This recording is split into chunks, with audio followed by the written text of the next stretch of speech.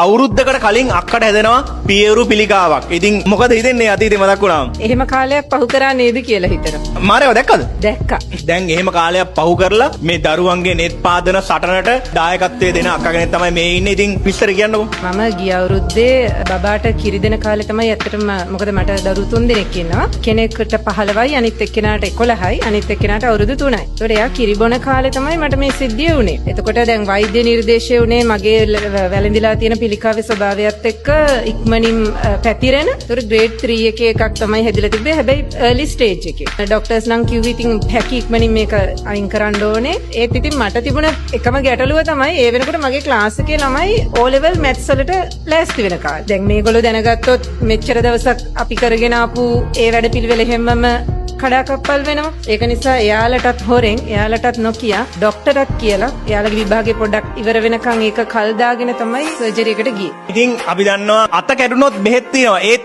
මොකක් කැඩුනොත්ද බෙහෙත් නැත්තේ? හිතනේ.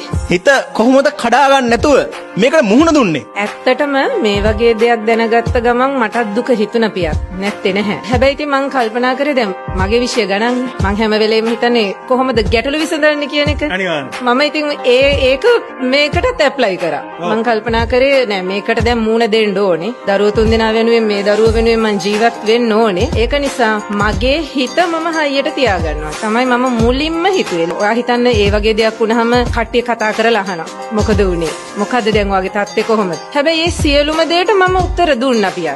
මහත්තයාගෙනුයි දරුවන්ගෙනුයි හම්බුන සපෝට් එක කොහොමද? මම අද මෙහෙම ඉන්නේ ඇත්තටම මගේ මහත්තයා නිසා. මොකද මම මේ රෝගය සම්බන්ධයෙන් මම ගත්ත හැම තීරණයකටම එයා මගේ මහත්තයා විදිහට නෙවෙයි. මම දන්නේ එයා හැම දෙයකටම එකඟ වුණා. මොකද දැන් මෙතනදී මම බටහිර වෛද්‍ය ක්‍රමයට ඔපරේෂන් එක විතරනේ කරේ. දැන් ડોක්ටර්ස්ලාගේ ඒගොල්ලන්ගේ ලොකු ට්‍රීට්මන්ට් ප්ලෑන්ස් තියෙනවානේ. ඒ කිසිම දෙයක් මම කරන්නේ නැහැ. මෙතනින් එහාට කියන තැන ඉද්දි හරි අමාරුයි අර ඒකට දැන් වටපිටාවෙන් එන දේවල් මගේ දෙමව්පියෝ පවා කිව්වේ නෑ ඔයා මේක කරන්න ඕනේ. මං කිව්වේ නෑ මම කරන්නේ නෑ. ඒකට ඉතින් මහත්තයා කිව්වා නෑ දැන් එයා අකමැති දේවල් අපිට කරන්න කියලා මේ වෙලාවේ බල කරන්න බෑනේ තාත්තා කියලා තමයි මගේ තාත්තට එයා කිව්වේ. මං හිතනවා ඒ ඊරණත් එක්ක තමයි අද මම මේ විදිහට ඉන්නේ කියන එක. ඔව් ඉතින් මේක බලන කට්ටියට කියන්නේ උංගලන්ගේ කාට හරි හොඳ කරන්න අමාරු ලෙඩක් තියෙනවා නම් මුලින්ම හිත හයිය තියාගෙන මුහුණ දෙන්න ඕනේ නේද? අනිවාර්යයෙන්. ඉතින් අක්කේ ඔයාගේ ඉදිරි ගමනට ජයෙන් ජයම කියලා අපි ප්‍රාර්ථනා කරනවා.